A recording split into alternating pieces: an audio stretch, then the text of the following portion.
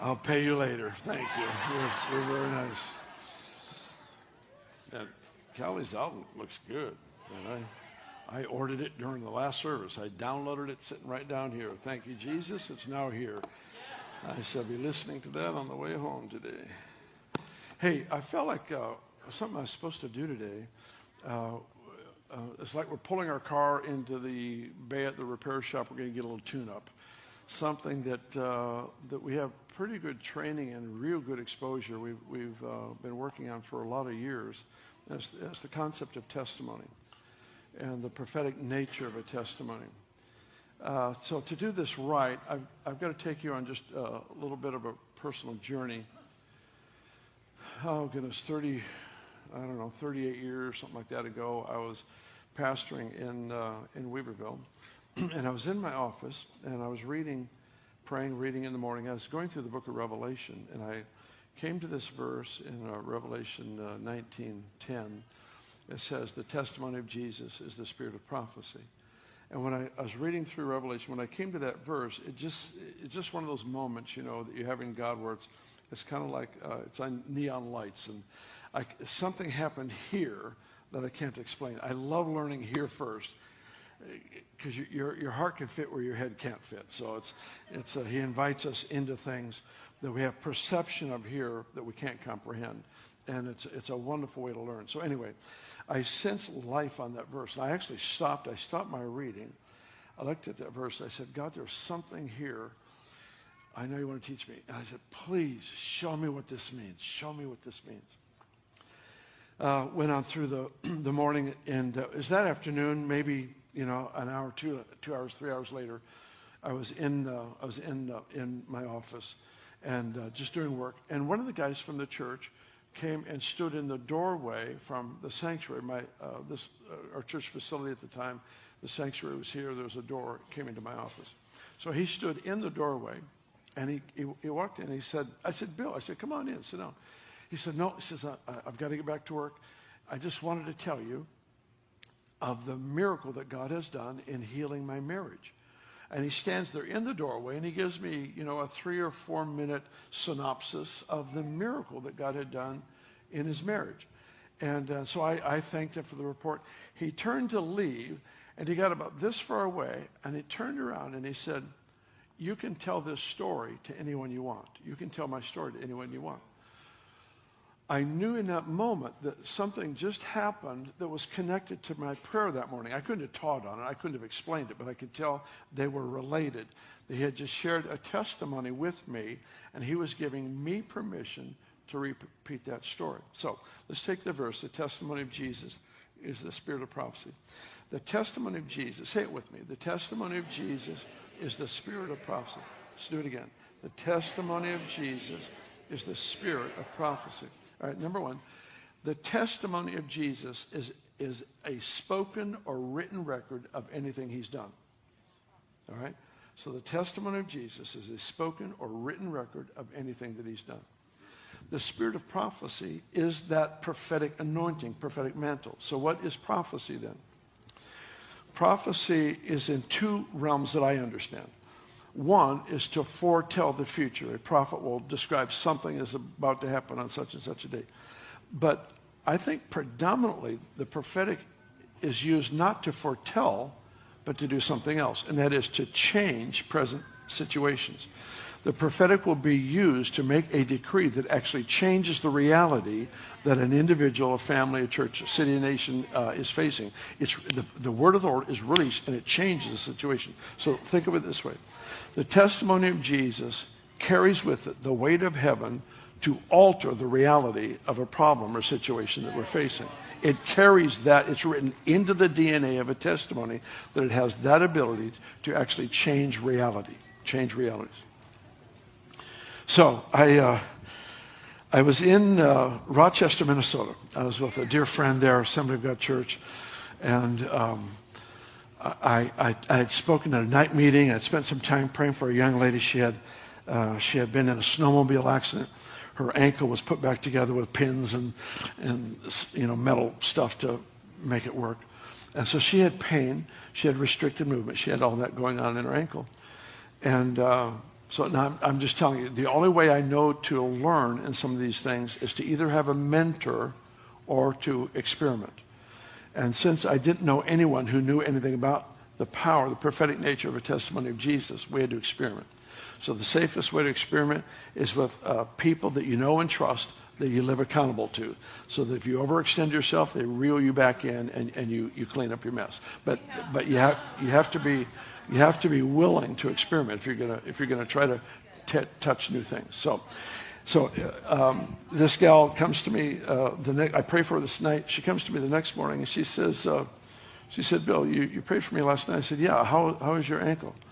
She said, when I got up this morning, I was getting dressed, and my husband looked at my leg and said, hey, that wasn't there before. And she looks down.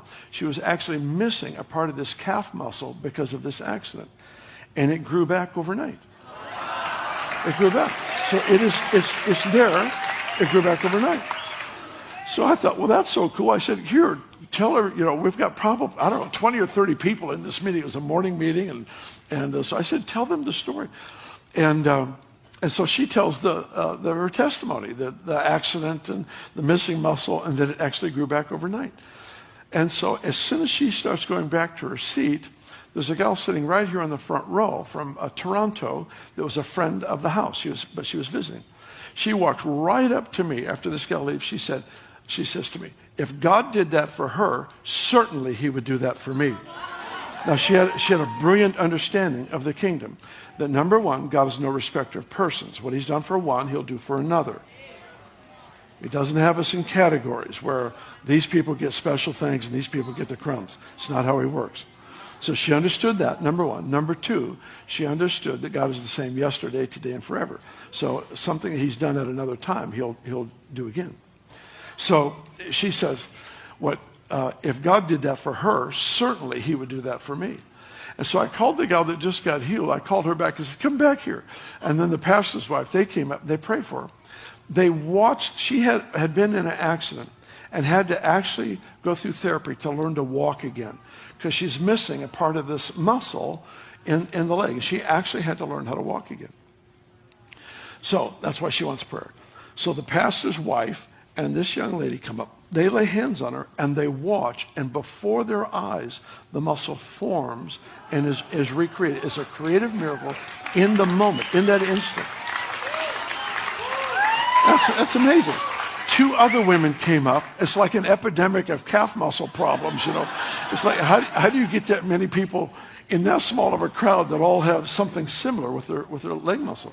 So two other gals come up. One had been kicked by a horse and destroyed a portion of the muscle. She had a growth in its place, and the other one, I don't remember the details. But they prayed, they watched the growth, the tumor disappear, the muscle fill up. The fourth one, the same thing. So, we celebrated just the kindness of the Lord in doing such unusual things in such a small group of people. It's just amazing. I flew from there to another city in Tennessee. And I don't remember the name of the town, though. It wasn't Nashville. It wasn't a place that I normally go to. And I was there with a good friend. And so I gave them the stories of these healings, of these four leg muscle things. And a medical doctor was there who had broken his leg a year earlier. The muscles had atrophied. He had restricted movement, a lot of pain. And so he wanted prayer. So he came up, and I had a bunch of students with me. They prayed for him. And he came to me sometime later in the evening and wanted to give me a report. I said, what's going on with your leg? He said, the pain is all gone. He says, I've got all the movement back. But I was curious about the muscle thing, because we got a roll going here of muscles that's going back. I said, how's the muscle, the atrophied muscles in your leg? He said, I can feel the skin stretching. So I flew home and I shared those 5 stories here on a Sunday morning probably. And there was a gal here that I think it was 2 weeks later. We were in a small meeting. We were taking some time to pray over some folks. And in a separate private meeting, there was maybe 15 or 20 of them. We were praying. And she says, I need to tell you stories. She said, 2 weeks ago, do you remember when you gave the testimonies of God healing the legs, the muscles? I said, yeah, I do. She said, I broke my leg a year earlier. The muscles had atrophied. I had restricted movement and pain. And while you were giving the testimonies, my leg turned hot. And we have since learned hot is good. Her leg turned hot, and she was completely healed without anybody praying. So what happened is I started stewarding these stories, and I would experiment. I would give a story, and then we would find out what God was doing. Now, how many of you have heard testimonies before in church? Deliverance from drugs, healing of bodies, whatever it might be.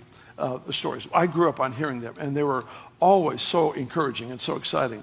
But I don't remember one time in all my years of growing up where a testimony was given and a miracle followed as a result of the story. And yet it is in God's plan. It's in his DNA. So adjusting how we think actually puts us in line for how he moves. Adjusting how we think, adjusting what we expect. I was on the coast with once again with a bunch of our students, and we had a meeting there that ended up. I think it's the only meeting in my life I lost complete control of. And I'm not a control freak. But I like to direct the traffic. I like to make sure this person is healed, and this person gives testimony and stuff. But I lost control of everything. I finally quit. I finally just got into the fray because I realized I can't get this meeting back. So forget it. They're having all the fun, and I'm trying to direct traffic. So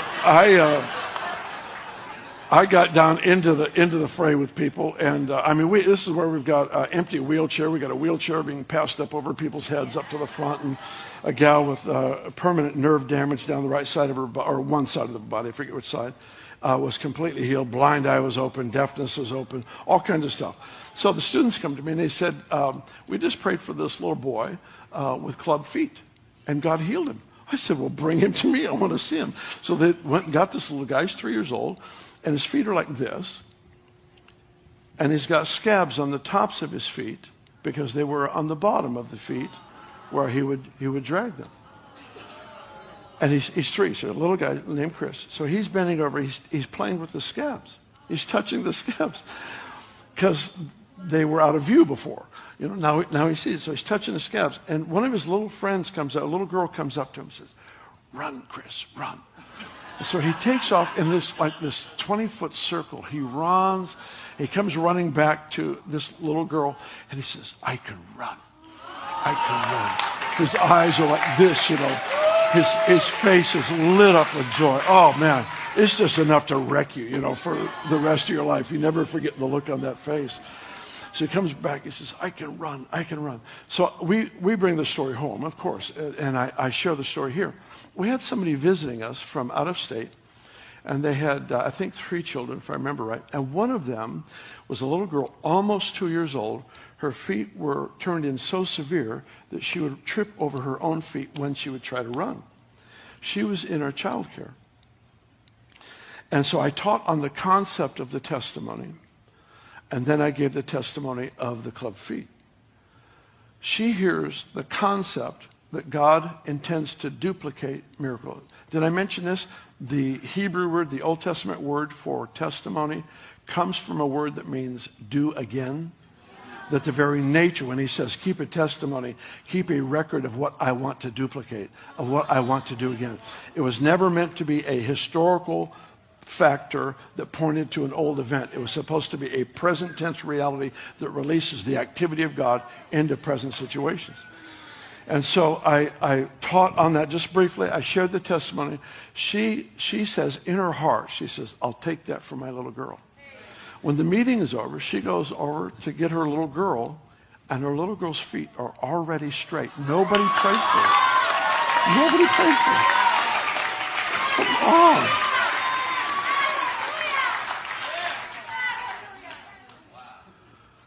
Wow. That hurts. A friend of mine would say, if that doesn't light your fire, your wood is wet. So anyway, that's amazing. So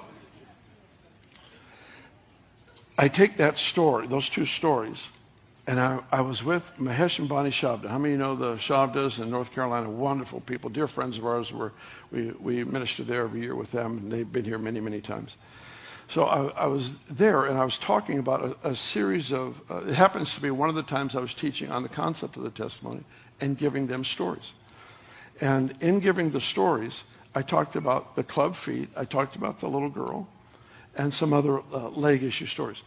So after the meeting, we spent a little bit of time with Mahesh and Bonnie, and then we have a driver, someone who takes us from the hotel to the meeting, from the meeting back to the hotel. So he's from Brazil. So he meets us at the end of the meeting, and we get into the car, and he says, I just got a phone call from, and I don't remember now if it's his sister-in-law or his sister. But he says, I just got a phone call, and my sister, let's say it was, my sister was watching tonight's meeting on the internet, on live TV. And she has a little girl about 10 or 11 years old that has deformed feet. She's a beautiful young lady, but not only the inconvenience of a problem with the feet, but people just stare at the feet. So it's not only a natural issue, it's an issue emotionally. And so the mother is watching online. She hears the story, the series of stories. And at the end of it, she calls to her daughter, who's down at the other end of the house. She calls her name. The little girl comes into the hallway and says, yes, Mommy. And the mother looks at her daughter and says, take your shoes off. She removes her shoes and she says, come here. As she walks towards her mother, God heals her feet completely. They're completely straightened out.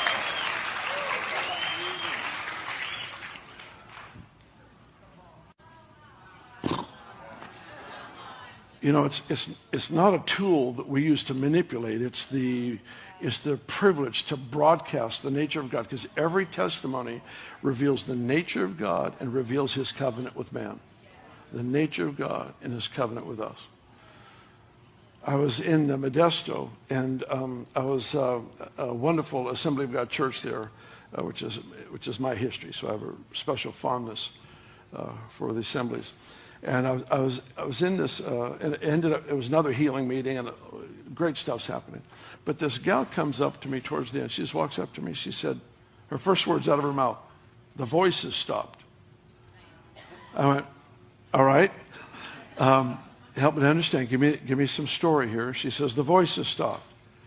I said, okay, tell me what was happening. At that point, her father walks up, who's a retired surgeon. And he begins to explain to me, she has bipolar. She's had bipolar. She's on medication. Her particular issue, she was constantly hearing voices. And now nobody prayed for her. This was during worship. The voices stopped. And the voices stopped. She's trying to figure out, what do I do? Because she has this lifestyle of many, many years. I think, if I remember right, it's 13 years of medication, treatments, whatever. So now both the dad and the daughter are talking to me, want to know, what do we do? And so I try to give them advice how to navigate this that God is doing. And so that was I believe it was a Thursday night, not the next Sunday, but a week later, so it'd be 10 days later. I was standing right back there, and this gentleman walks up to me, says, do you remember me? He says, I was in Modesto. You talked to me about my daughter. And his words to me were, I have my daughter back. I have my daughter back. Absolutely no effects, no medication, nothing. She's completely restored in every possible way. And it was during worship. It was during worship. So I stood up here and shared the testimony that we have this case of bipolar being healed. There were two men in the room at that time that both had bipolar for over 20 years each. And the moment it came out of my mouth, instantly they were both healed. Instantly healed. Sometimes there's process, but in this situation it was instantly they were healed. We quit counting about 10, maybe 12 years ago, the bipolar healings. But for a season there, we just kept counting them. And it was something like 60 or 65 of them. But I think only 3 or 4 were actually prayed for. All the rest were healed, either in worship or in a testimony. Just hearing the report of the Lord. Now, the testimony of Jesus is the spirit of prophecy. Old Testament, testimony comes from a word that means to do again. New Testament, it is the prophetic nature of the work of God. I want to read a quote to you. How many of you know who Charles Spurgeon was? One of the great, great heroes of the faith, an amazing pastor from England. And he made this comment July 17th, 1859, and no, I was not there. But it was recorded. All right. There we go. I have to lean, it's my crutch. All right. Here's what he said. He preached a message called The Story of God's Mighty Acts, and here's the statement he made. He says, when people hear about what God used to do, one of the things they say is, oh, that was a very long while ago. I thought it was God that did it. Has God changed? Is he not an immutable God, the same yesterday, today, and forever? Does not that furnish an argument to prove that what God has done at one time, he can do at another? Nay, I think I shall push it a little further and say what he has done once is a prophecy of what he intends to do again. Whatever God has done is to be looked upon as a precedent. Let us with earnestness seek what God would restore to us in the faith of these old men, that we may richly enjoy the grace as in the days of old. So here in 1859, the body of Christ has an opportunity to step into a reality that I don't think was very common. I've never read one other person write or talk about this reality, and yet it's as plain as can be in Scripture. The nature of testimony and the spirit of prophecy and revelation. And yet Spurgeon makes this announcement with incredible influence. And I don't know what happened, but it appears to me it just got reduced to a good sermon instead of an invitation to explore what might be possible if we actually treasured the record of what God has done. So now, fast forward. The book of Deuteronomy is the book that, from what I understand, young men, Jewish young men would need to learn and memorize. And it's kind of the cultural book of the books of law, and I love it. I used to read it, reread it, because in it was the instruction to train your children, raise them up in specific ways, and which is a huge part of my life. So I was reading through, and he says in Deuteronomy 6, he says, keep the commandment, keep the statutes, and keep the testimony. Keep the commandment, keep the statutes, keep the testimony. Okay, we know what it means to keep a commandment. He says, you worship on this day, you worship on this day. So he would give them specific commandments. You offer this kind of an offering, this kind of a sacrifice. You just do what he says. So keeping a commandment is to obey God. What is keeping a statute? Keeping the statutes of God is where he is teaching us his value system. So in a commandment, he is telling you what to think, but in a statute, he's telling you how to think. That was better than your response. In a commandment, he's telling you what to think. In the statutes, he's telling you how to think. He's actually showing you his perception on reality and how he navigates, wants us to navigate life. So he says, keep the commandment, keep the statutes, and then he says, keep the testimony. How do you keep a testimony? I mean, it's not like doing something, it's not like sacrificing an ox or something. It's you're supposed to hold on to something. And my conclusion through studying, especially in the Gospel of Mark, in the lifestyle of Jesus, that keeping the testimony basically means this to me, is that I hold the record of God's interventions among people so close to me that they become the lenses through which I see present problems or challenges. In other words, I interpret them through a history with God. A prescribed history with God has now given me lenses through which to see possibility in a problem instead of just a problem. The nature of God in a situation. How is God going to become triumphant now in this situation? Oh, it's amazing. It's amazing. But because we actually have the ability to steward the record of God's supernatural intervention so well that they become how we see. They become the place from which we think, the place from which we see, the place from which we act, the place from which we pray. Testimony. It's not just an exciting, encouraging moment, just a moment in a service or in our life. We just kind of get a boost of encouragement and strength. It's much more than that. It is, imagine Elijah standing in front of you prophesying. That's what a testimony is. It is prophesying. This is the heart of God. This is the nature of God. This is the covenant of God, and it is available to you. That's what a testimony is. I want you to look with me at Psalm 68, if you would.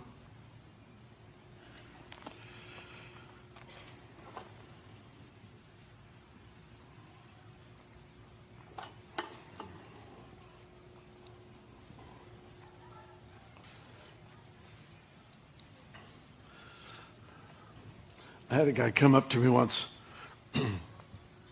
at a conference. He said, I'm 34 years old. 25 years ago when I was 9, I broke my leg. When it healed, it grew past the other one, 1.5 inches. And I've got problems with my back now. I'm a contractor. I've got issues with my back because my broken leg, when it healed, it just got happy and went past the other one. Happy was my term, not his. And he said, have you ever seen a leg shrink before? Because he's wanting to know if there's a testimony for it. So I figure if we haven't, there's always got to be a first time, right? So I paused for a moment. I thought, let's see. Yes, I have. I've seen it happen. I was in an Italian restaurant with a pastor friend of mine in Sacramento. He had been in a snowmobile accident. When they put him back together, apparently they had too many parts because he had a leg that was too long. So he's telling me in the restaurant, and I said, I'll just turn your chair aside. So in the Italian restaurant, you know, the nice linen tablecloths and everything, I just give me your leg. So we'll lift his legs up, and I command the long leg just to shrink, so it just shrinks just like that. And he goes back to the therapist. He told me later, he said, the therapist said it's perfect. Everything's just right. So I told the guy, yes, I've seen it happen. I said, get a chair. And of course, if we've never seen it, get a chair anyway, because there's got to be a first time. So he sits down, and I'm holding his leg, and sure enough, he's got a leg that's 1.5 inches longer than the other one. Sorry, I'm laughing. I'm holding his legs up, and sure enough, one is 1.5 inches longer than the other.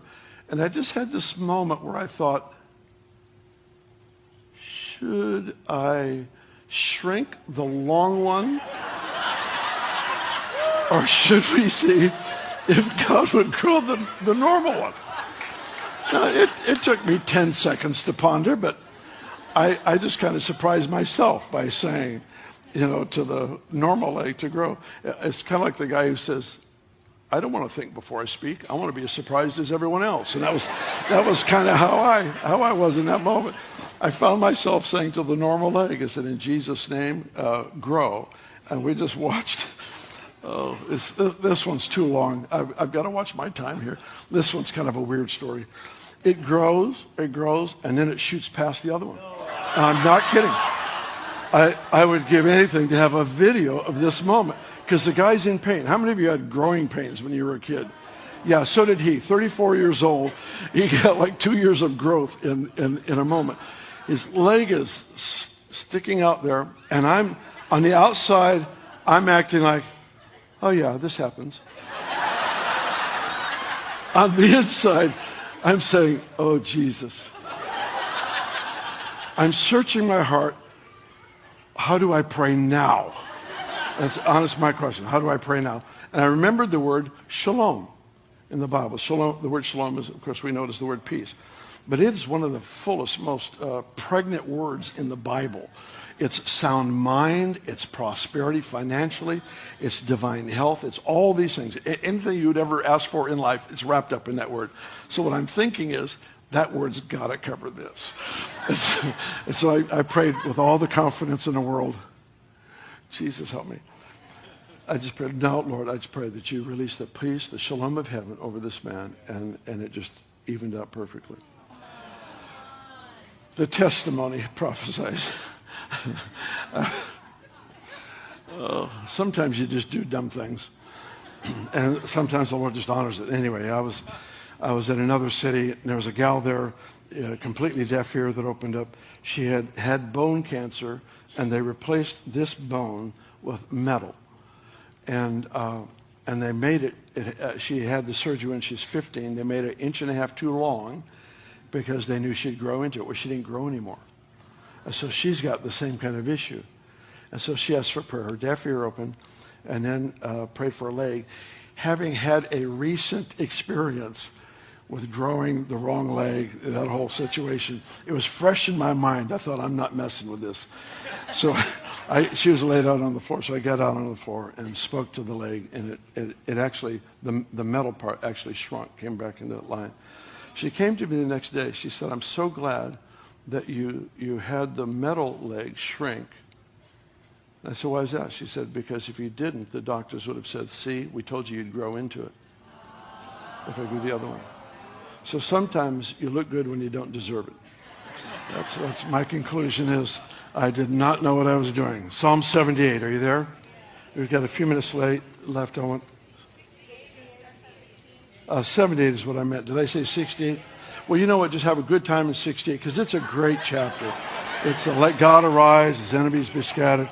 It's a great chapter. But I'm going to be reading out of Psalm 78. So if you want to join me. Psalm 78. We'll start right with verse 3. He's referring to dark sayings and parables. He says, which we have heard and known, and our fathers have told us. We will not hide them from their children, telling to the generation to come the praises of the Lord and his strength and his wonderful works that he has done. What just happened there? Now think while you're reading this. They are being exhorted to train their children on not only the report of the law of God, the commandments, but to train them with the report of his wonderful works, which is what? That's a testimony. Yes? Yes? All right. Verse 5. He established a testimony in Jacob. He appointed a law in Israel, which he commanded our fathers, that they should make them known to their children, that the generation to come might know them, the children who would be born, that they may arise and declare them to their children. So if you can see, this was a pattern of a value system for the spoken and written record of all that God's done to be given to this generation, they would give it to the next generation, they'd give it to the next generation. Now it tells us why, and this is important. Verse 7, that they may set their hope in God. There's something about the testimony that conditions or positions a child or an adult to position himself to place hope in God when a trial comes. Their instinctive response is, I'm going to trust God. He's the God who works wonders. I don't understand what he's going to do. I don't know how he's going to do it, but I'm going to trust him. Where did that come from? It came because the cloud of their heart, so to speak, was seeded with this thought that God is faithful in impossible situations.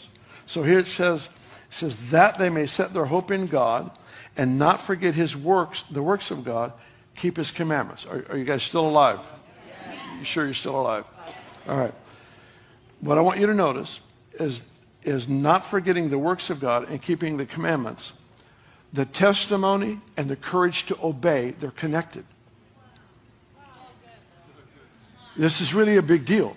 Because what we do for ourselves, what we do for our children, our grandchildren, we set the stage for them to have courage. Because it takes courage to obey God. It takes courage. We want courageous obedience, radical obedience. Out of my life, that's what I want.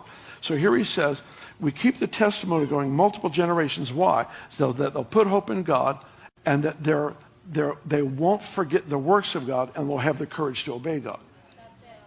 Now, he illustrates it in the next 3 verses. All right? Verse 9, that the children of Ephraim, being armed and carrying bows, turned back in the day of battle. They did not keep the covenant of God. They refused to walk in his law. They forgot his works and his wonders that he had shown them. Okay, walk through these 3 verses with me. Verse 9, the children of Ephraim are armed. In other words, they're prepared for battle. They're skilled. They're trained for battle. They've got all the equipment necessary. He said, the children of Ephraim, being armed and carrying bows, turned back in the day of battle. So why did they turn back why did they become cowardly when there was a conflict? Verse 10 tells you, because they didn't keep the covenant of God, they refused to walk in his law. How many know if you're not walking in obedience, spiritual warfare is not where you want to be? Because you become very vulnerable. So they turned back in the day of battle. Why? Because they had not been walking in obedience. Why weren't they walking in obedience? Verse 11, they forgot his works and the wonders that he had shown them. There is something about the testimony that instinctively breathes into our soul a courage for radical obedience. It's a part of the process. It's how you keep strong in your confidence and faith in God. What happens if the testimony of the Lord, if we decline in sharing testimony, then we see miracles less. If we see miracles less, we expect them less. If we expect them less, we talk about them less. If we talk about them less, we see them less. We expect...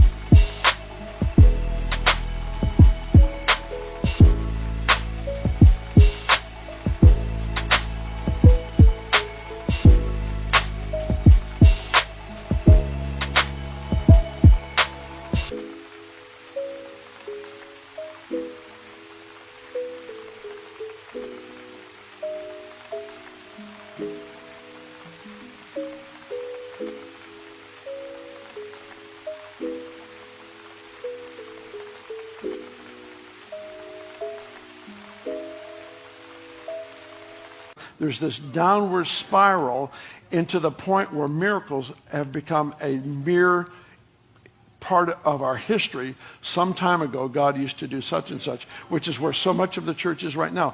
It was in their history. It was in Israel's history. It was in the book of Acts. It was the memory of something that happened back there, but it's not a current reality. It's not a present tense experience.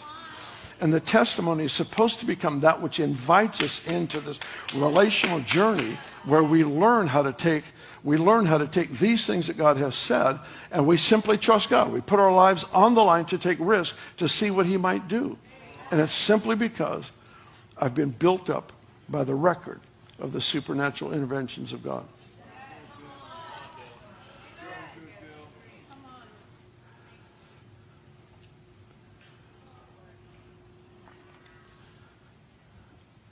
I love it when God will give us a glimpse of what he's doing, because it's fun to gain in understanding.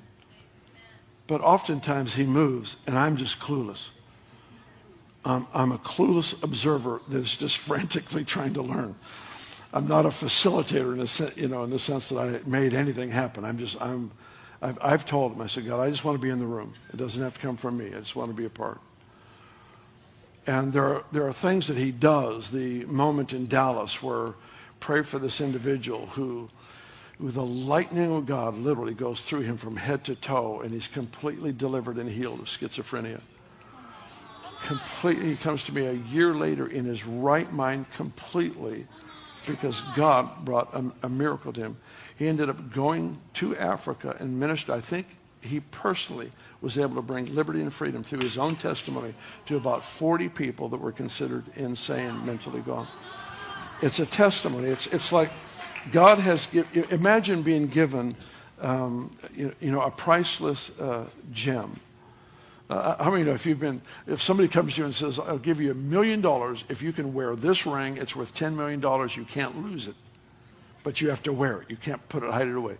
How many of you think you've got that ring on your hand, you're going to be looking at it all day long, you're going to be wrapping tape, you're going to do all kinds of stuff to make sure we don't lose this thing, all right? I'm aware of the value of what's on my hand. Are you aware of the value of what's in your mouth? It's the record, it's the revelatory testimony of the heart, the nature, the covenant of God that actually invites people into a personal relationship with Jesus. Paul, when he was in trouble, he would revert to his personal story, into his own testimony. It's not just the miracles of healing. It's the deliverance. It's salvation. It's the greatest miracle of all. And everybody in this room has that kind of a story. I believe that God wants to give us an upgrade. And this will sound a little strange, but actually the whole thing's been rather strange. So if you want to change the atmosphere of a room, go to say a restaurant.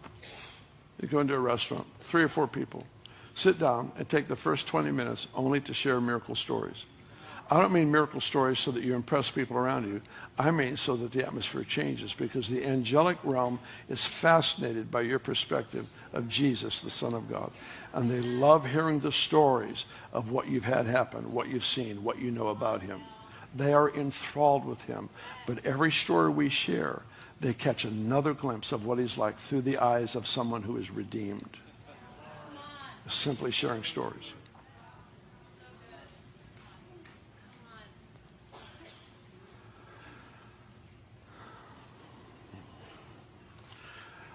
I feel like the Lord would just give us an upgrade in this area. We're going to be touching, I'm thankful beyond words on what I've seen happen, what we've seen happen, what we've seen happen in this room, what we've seen happen in our city. It floors me. Sometimes I get in here early Sunday morning, I just walk around and I just remember, colon cancer was healed here.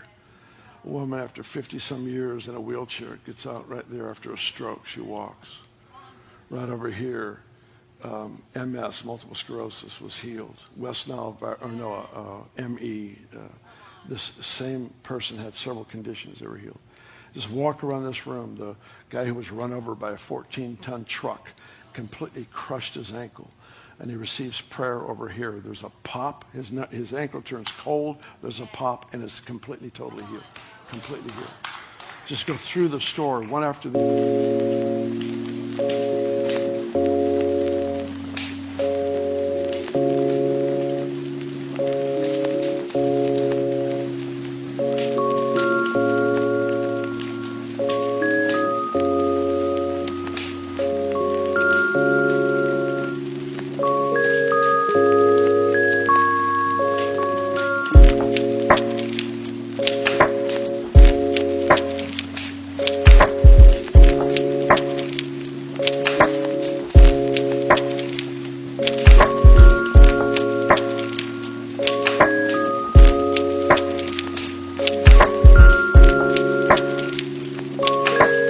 other. The woman who could hardly open her mouth. There was just very little movement because he broke her jaw 10 years earlier. And there was very little movement, extreme pain to open her mouth wide. The dentist, they didn't have time to give her any kind of Novocaine or anything because of the pain she suffered with. And yet one Sunday morning, just simply praying for those with broken bones, she's instantly, completely, totally healed. Right back over here, a man with prostate cancer that's healed. A woman right down here, a tumor in her breast just simply dissolves. And the stories go on and on and on and on. There are hundreds and hundreds and hundreds of them. But none of them are badges of honor. They're all records of a God who is willing to work in and through very imperfect people. He just looks for people that have a value for his nature and will give him an opportunity to do what he does best. He works in the impossible. I'm there in the journey. And I believe in this fall season, we've got some stuff coming up in another couple weeks, 3 weeks maybe. We're going to be targeting this even more, not the testimony side, but the miracle realm, because I believe it's a season for an upgrade. It's a season for an upgrade. And it's honestly for everybody in this room. Jesus asked the questions of his disciples once. They were bewildered by the challenge that he had just given them.